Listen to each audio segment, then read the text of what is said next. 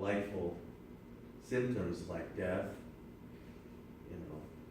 But I've actually seen someone's larynx swell up, just go like that, immediately cuts off the airway, an allergic response. It happens really often when they give angiograms. The person takes, you know, they can, but they've got everything right there, of course. They've got the person in a cardiac cath lab, and they're giving an angiogram, and if the person, well, their heart can stop, or they can go into various types of dysrhythmias, and then they'll have to stop their heart and start it again. Generally, the people come out fine, but they give them an amnesiac drug so they don't remember all these nasty things that happen.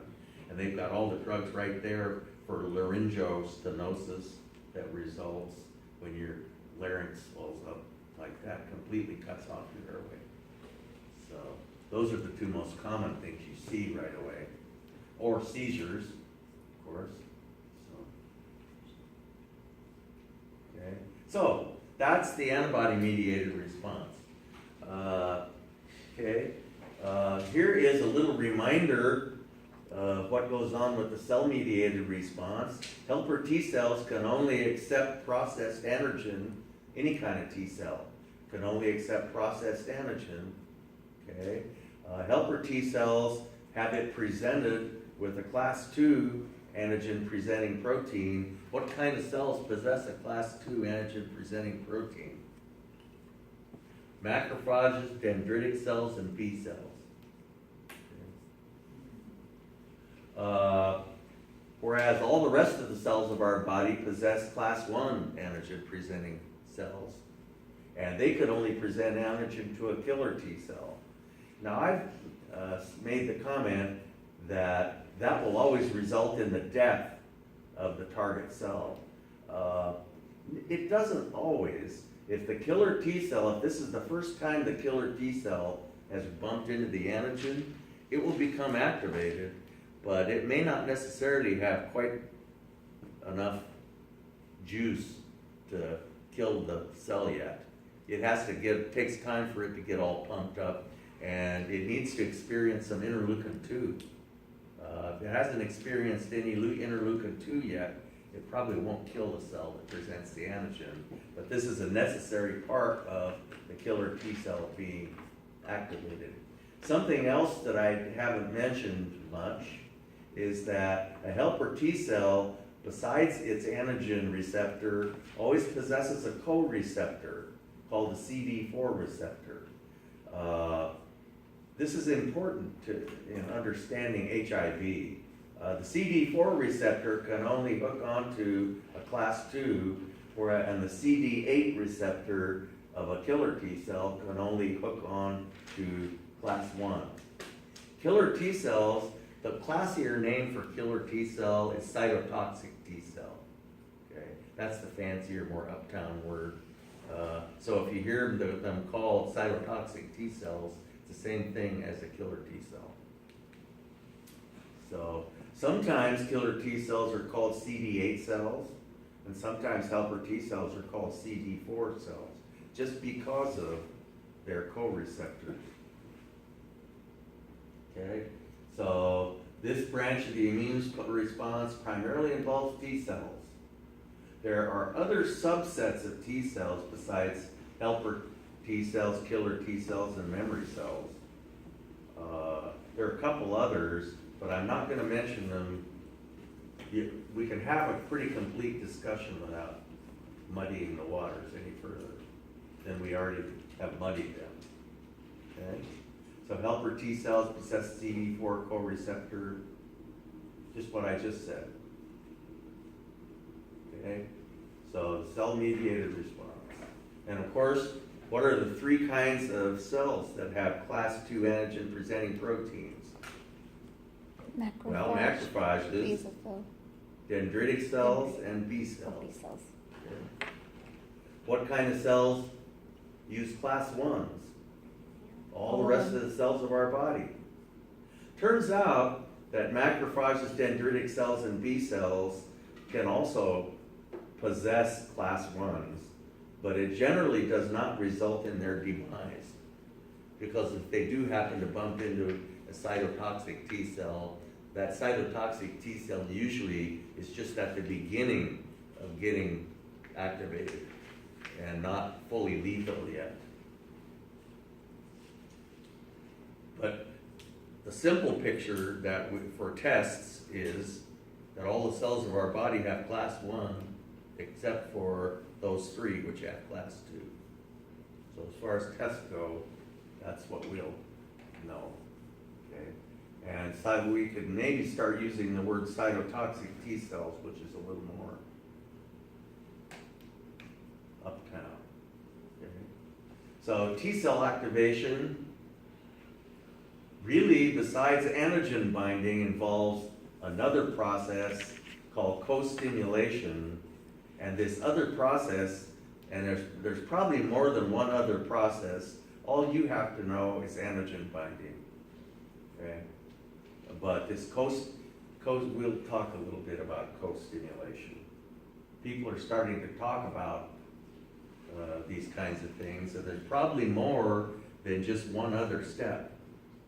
This one other step is called co-stimulation. There's probably several other things that have to happen. When a T cell has recognized the antigen and the antigen-presenting protein and undergone co-stimulation, that's clonal selection. Then you have a very turned-on T cell. It'll start releasing cytokines, okay?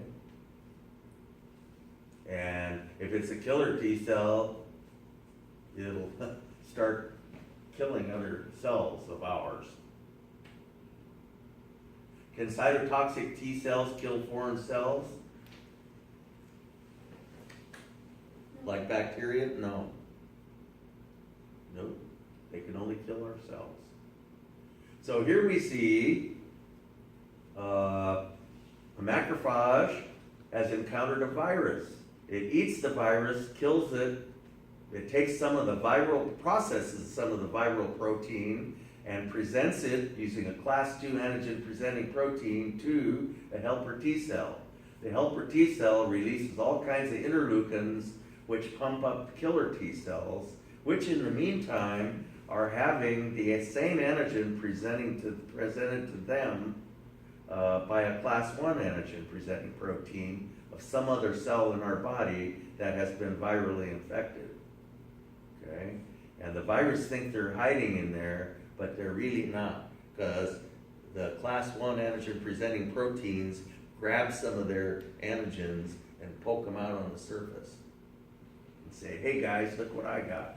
Once that happens to a single killer T cell, it will proliferate into a huge clone of identical killer T cells, okay, which go around, and every time they bump, so now if one of these activated killer T cells bumps into a cell of ours, which presents antigen to it, the same antigen, it'll then kill the cell. But it doesn't kill the first one, but that's a minor point, really. So the self, everyone likes to call it the self-non-self complex, is required for T cell activation. The T cell has to see two things. It has to see our antigen presenting protein and a foreign antigen that fits its receptor. Okay, so my antigen presenting proteins don't work inside your bodies. You have your own antigen presenting proteins, still class 1 and class 2, but they have different shapes than mine that wouldn't be recognized by my immune system, and therefore my immune system wouldn't accept antigen from your antigen presenting proteins. See, so it's got to be the self part is your antigen presenting proteins, the non-self is the foreign antigen. And you know, these physiologists just love to use fancy nomenclature like that. Okay. Helper T cells can only accept from class 2. Okay. Thus the helper T cells interact primarily with dendritic cells, macrophages, and B cells, because that's the only ones that have class 2s.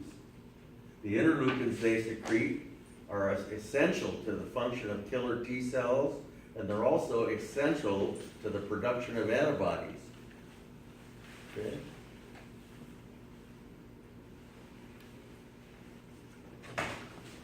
The co-stimulation they've only recently discovered, so not only does the macrophage present processed antigen for the dendritic cell to the T cell, but it also sprouts another kind of protein which reacts with CD28 receptors on the T cell. Now, look how big that number is. That makes you think that there were probably, between the CD4 and the CD28, they probably discovered 24 others, or 23 others, which I would almost be certain of. I've heard of interleukins as high as 72 before. Interleukin 72, I mean, you know, this is, immunology is quite a daunting science. There's an American Journal of Immunology, which is a really cool journal. And there are immunologists, that's what they do, okay? And you don't see many of them in the office. They're primarily research people, but you see allergists. You go see an allergist, but an immunologist, you might see a few of those up at OHSU or someplace like that. Okay, so here we see a dendritic cell ingesting a bacteria, eats it, digests it, saves the antigen, uses a class 2 antigen presenting protein, but it's also got one of these B7 proteins sticking out. And so then it interacts with a T cell that has a receptor that fits everything, and also has one of these CD28 receptors, and so you have the co-stimulation going on. And then the helper T cell proliferates into a huge population of identical helper T cells. Okay? A clone. Okay? So this just shows all this co-stimulation that's going on. Here we have a dendritic cell interacting with a killer T cell. The dendritic cell doesn't get killed because it's just the first time the killer T cells becomes a cytotoxic cell after activation. Okay? And here's a helper T cell using a class 2 in this case and a class 1 in that case. Okay, and then the helper T cell is secreting interleukin 2, which is necessary for the function of cytotoxic T cells, and also necessary for the production of antibodies. So the helper T cells don't actively kill anything, but they secrete chemicals that pump up all the other, cells of our immune system. Chemicals, mainly interleukins, which are highly essential to the mounting of an effective immune response. So this just shows the dendritic cell presenting to a helper T cell and then there to a killer T cell. Okay. So dendritic cells, you hadn't even heard about dendritic cells 25 years ago. Okay. And I remember when the first article came out, I hate to date myself, but like it was a brand new deal. And now they've become recognized as perhaps the most important antigen presenting and processing cell in the immune system, more so than macrophages, which are still very important. Used to be thought that it was just macrophages and B cells. So how many types of antigen presenting cells are there? 2. 3. There's macrophages, dendritic cells, but remember B cells also use class 2s to present antigen to T cell. Okay. Thanks for the guess. Okay. So even though killer T cell is attached to an antigen presenting protein which activates it, the antigen presenting protein is unharmed because the killer T cell hasn't got pumped up yet. Okay? So don't ask me which one is the dendritic cell and which one is the helper cell. But this is supposed to be an example, it's a pretty picture, an example of antigen presentation by a dendritic cell to a helper T cell. But my guess would be that's probably the dendritic cell, but it's purely guesswork. Okay, so antigen presentation. The first, most common place where we mount an immune response is in the lymph nodes, but it can occur in the dermis of the skin. Anywhere where we have loose areolar connective tissue, you find cells of the immune system.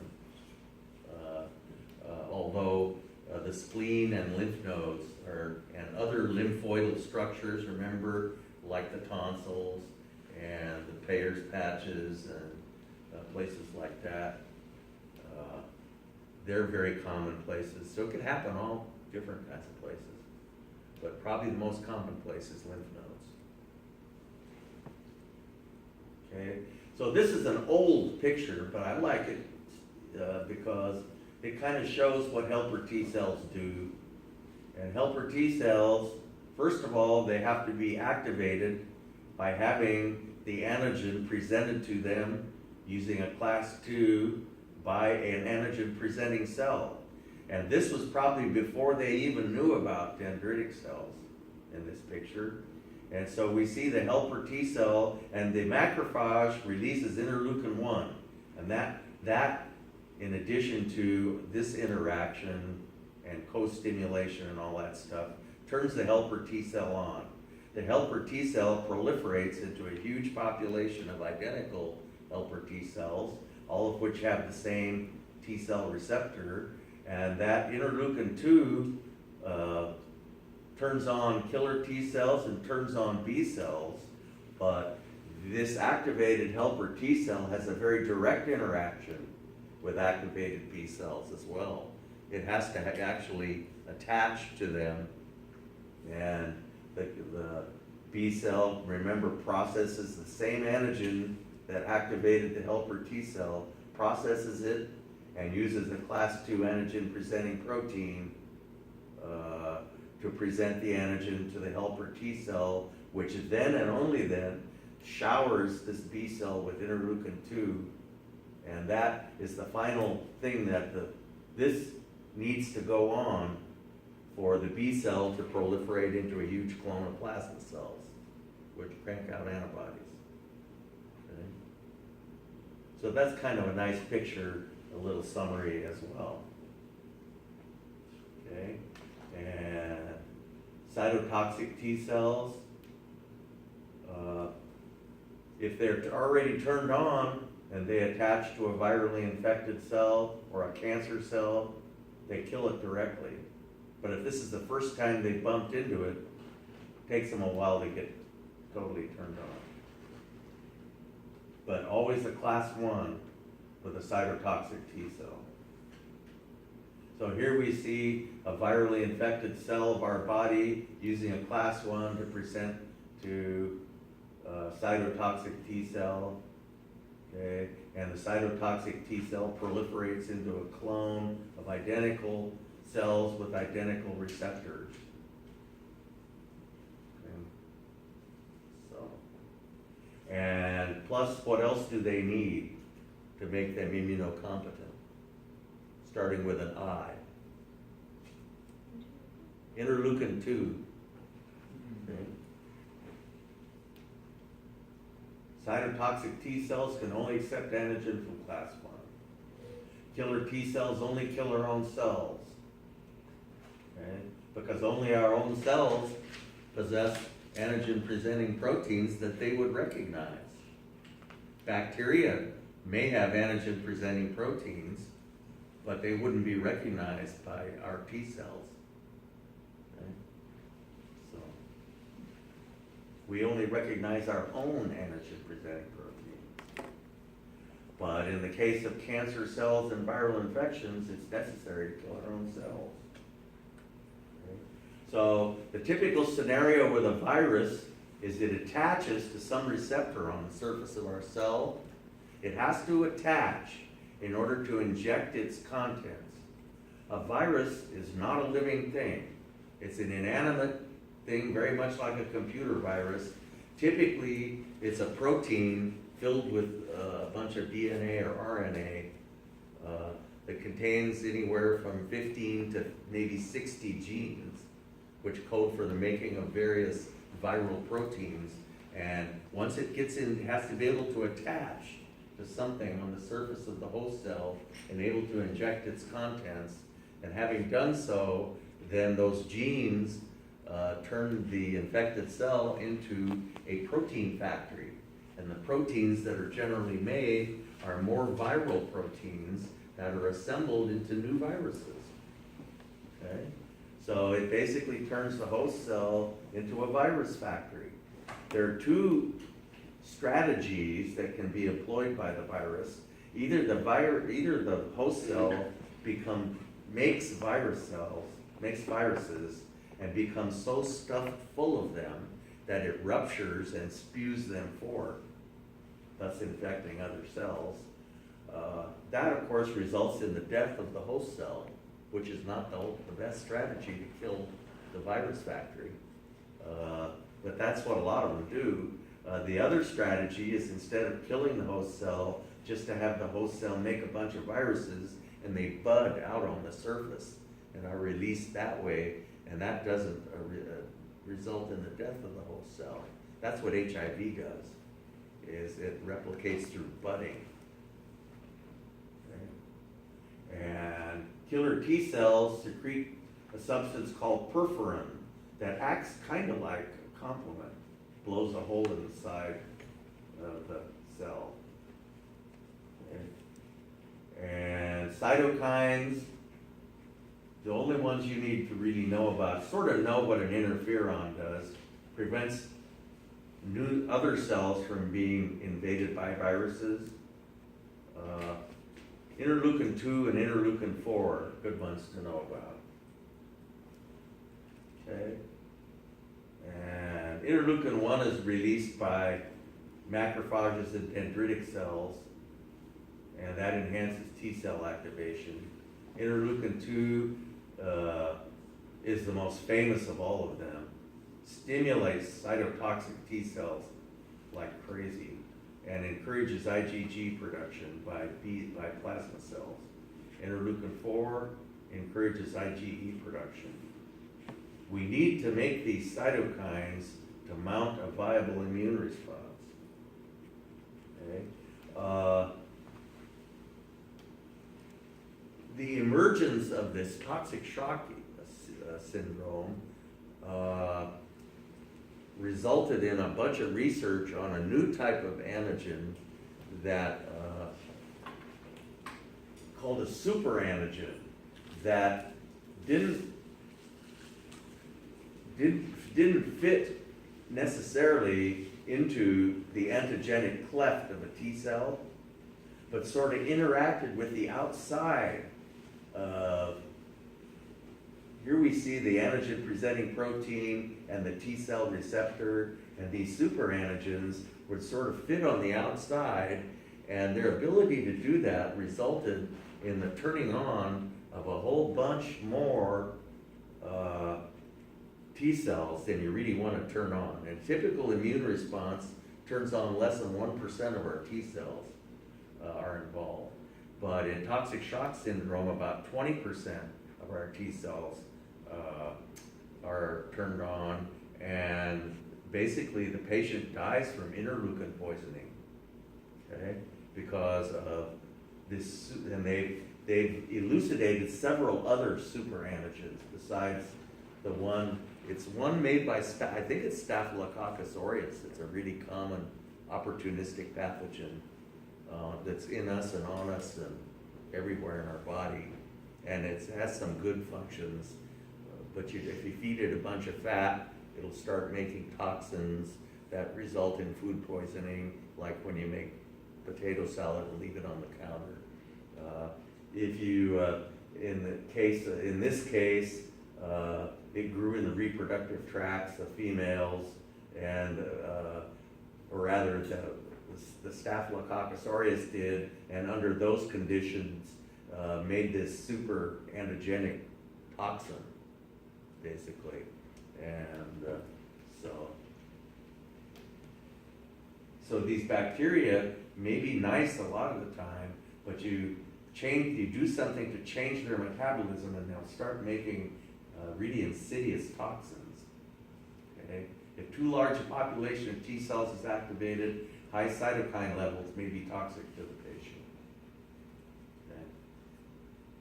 Helper T cells are typically activated by macrophages and dendritic cells. Okay?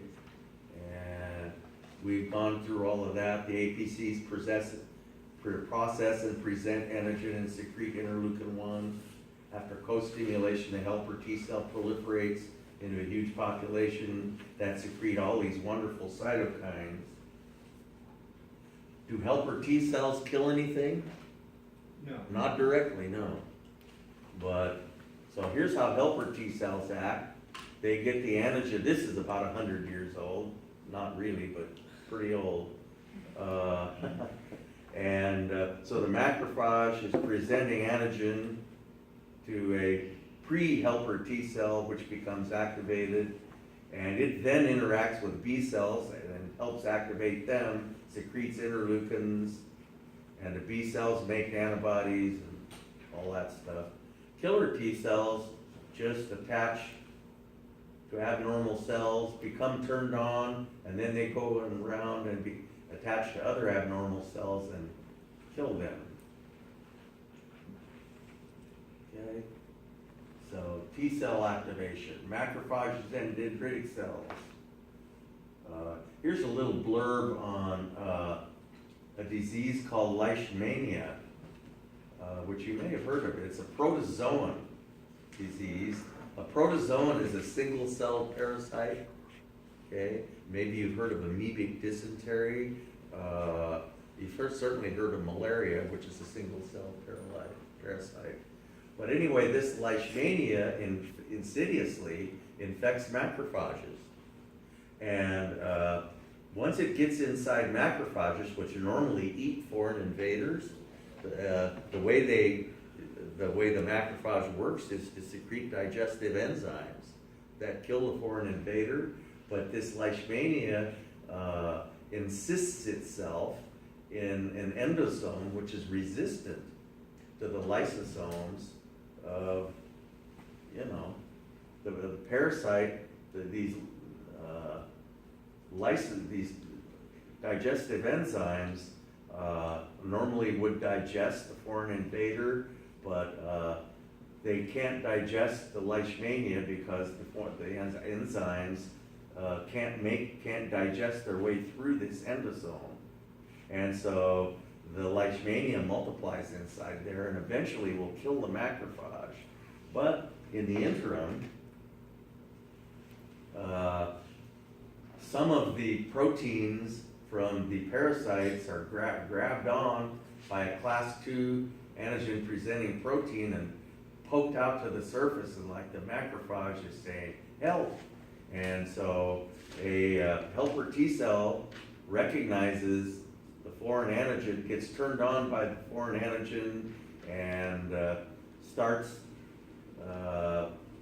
producing all kinds of cytokines, and the cytokines in turn pump up the macrophage so that it can mount a more effective immune response. Okay, so here is, there's the B7 and the CD28 and all that stuff, the infected macrophage presenting antigen to the helper T cell, and in turn the helper T cell, releases all kinds of cytokines, and the cytokines cause the macrophage to secrete all nitric oxide and all kinds of other nasty things that eventually allow the nitric oxide, I think, eats its way through the endosome. Nitric oxide is pretty nasty. HIV the way it infects human cells is to attach to a CD4 receptor. And the only cells in our body that possess CD4 receptors are helper T cells and microglial cells in our brain. They're the only two cells.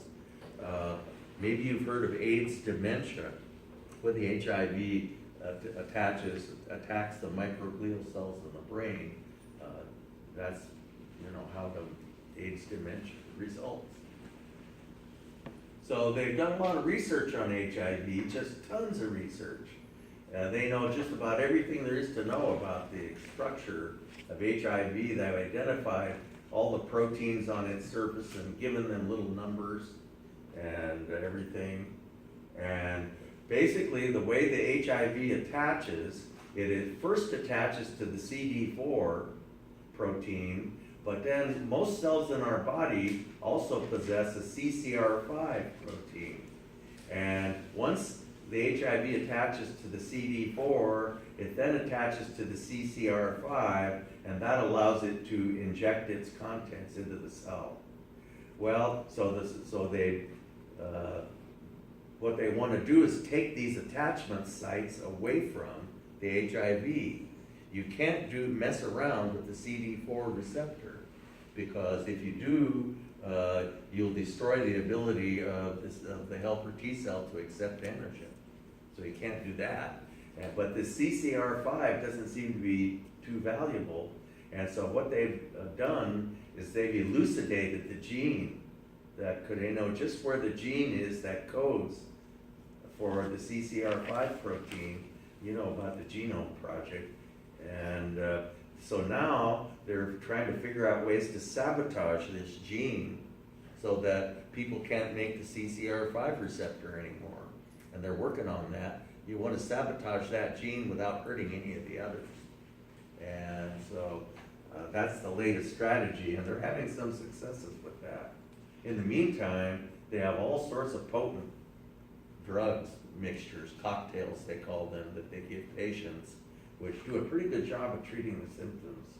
And the symptoms are mainly opportunistic pathogens that normally wouldn't infect us, but that when our immune system, when we're immunocompromised, all these opportunistic pathogens like Kaposi's sarcoma and pneumocystis pneumonia are two common ones, tuberculosis and stuff like that.